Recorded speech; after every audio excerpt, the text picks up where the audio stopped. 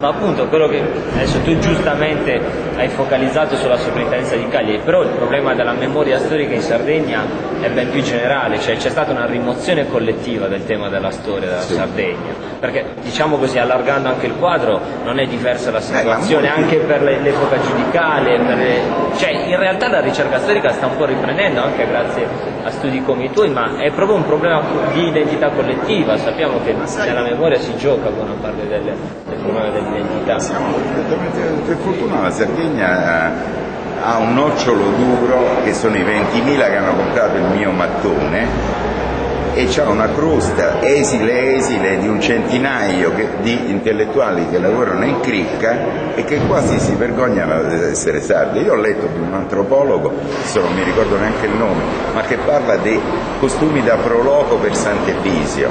È un ignorante che scrive che sono feste da turisti la Sartiglia piuttosto che Sardia. Tu dici in qualche modo cioè è qualcuno che si vergogna, cioè non ha deciso cosa posso essere io nella vita, sono sardo, ma non ha neanche gli occhi, non ci sono più gli occhi a quei livelli per capire le profondità culturali, gli spessori, le stratificazioni che ti portano, sì, c'è dentro la televisione, ma poi arrivi a Bisanzio e poi arrivi molto prima. Quindi è un problema locale, ma di questa crosta minima, che sono poi quelli che firmano sempre tutti insieme le cose, che si premiano a vicenda in Sardegna. Che hanno anche prodotto comunque tutto un sapere che è quello che ha blindato, per così dire, la storia. Sì, che è un sapere, cioè, è l'unico posto dove si dice che uno specialista è il più grande specialista dell'isola. Cioè se vai in Emilia non è che ti dicono il più grande specialista dell'Emilia, perché vengono un'ora di... Invece qui è come un po' l'Enrico IV di Pirandello, dove tutti hanno il loro ruolo, poi spegni i riflettori e questi continuano a recitare il ruolo, dici ma guardate che...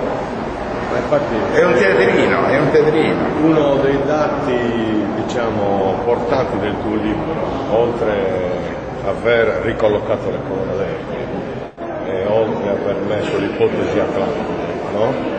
È far emergere questa grossa contraddizione che è il potere, diciamo, intellettuale accademico in Sardegna. Cioè per la prima volta questa prassi che è stata stabile per decenni sta emergendo lo scontro tra una libertà di ricerca e di pensiero e poi la forma lucidamente criminale di annientamento della realtà storica. Sì, però io non esagererei. Tu hai dilatato questo tipo di processo. Sì, ma io non esagererei. Questi qua sono veramente mezze figure, sono impiegati, entrati per concorso e che in quel ruolo di grande potere, perché tu capisci che se devi cambiare un tombino a una piazza, da lì devi passare.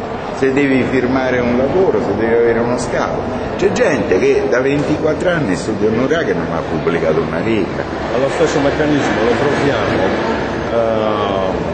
nella scoperta dei giganti di Montebranda. Allora mi chiedo, perché tu nascondi una scoperta così sconvolgente? Ma perché la Perché sei lucidamente cosciente di quello che tu vuoi fare?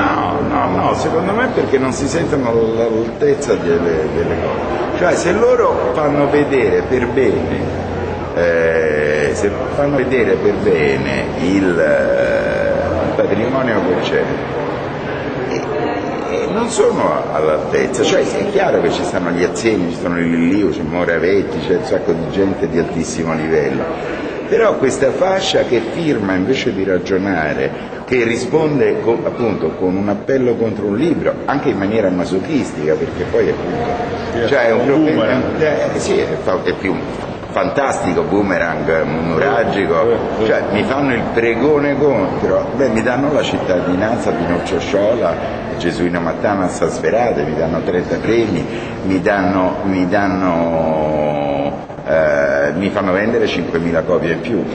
Comunque non credo che ci sia una contraddizione fra quello che dicevi tu, cioè la difesa in qualche modo di un ruolo anche a luci spente e dall'altro lato invece proprio la vergogna di sé, cioè l'incapacità di identificarsi con quella cultura e dunque in generale dare una visione della storia sarda minimamente positiva. Non so se ti ricordi quando anche a me capita di scrivere quell'articolo su la tua ricerca, la risposta di Stiglitz, fare un nome, che era contemporaneamente a te, poi anche a me, era che io stavo facendo razzismo, volevo esaltare acriticamente i sardi, cioè questa è la paura di dire che i sardi hanno prodotto guarda, Stiglitz dice una cosa e il suo contrario, cioè, tu dici no, si squalifica. cioè, io ho detto proprio nel catalogo, è anche sfortunato. Allora, quali sono le prospettive della ricerca? Cosa ci dobbiamo aspettare adesso? Dai, io spero che prima o poi la Sardegna, cioè la Sardegna quella con i soldi, cioè i 50 milioni per il museo, sento delle cose mirabolanti, aiuti con una goccia, diciamo con un centesimo di quei soldi, quelle 6 verifiche che ormai sono puramente geologiche. Dunque, diciamo, potrebbe dare una conferma dell'ipotesi dell'onda. Anche quella, cioè a me sinceramente, come ti dicevo, in 3 anni nessuno mi ha risposto come mai quelli del nord sono dei nuragantati e quelli del sud sono massacrati nel fango. Quello che mi dicono sinceramente i Tronchetti, gli Stiglitz, così. Preferisco dei geologi del CNR, ormai sono tanti, oggi c'erano una decina di geologi molto interessati.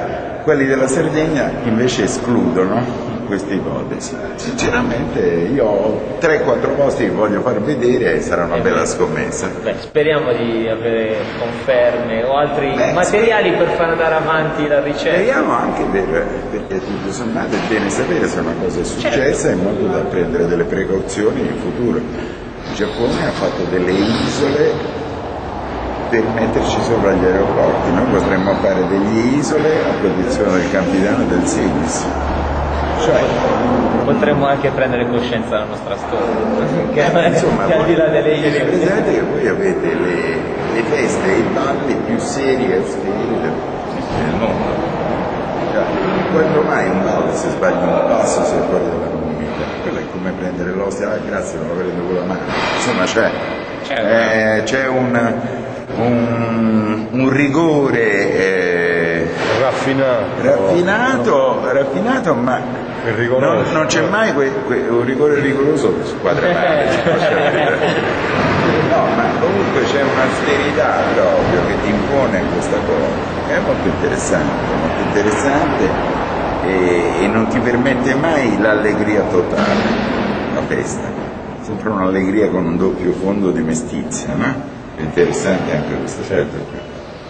Grazie. Grazie a voi. Grazie.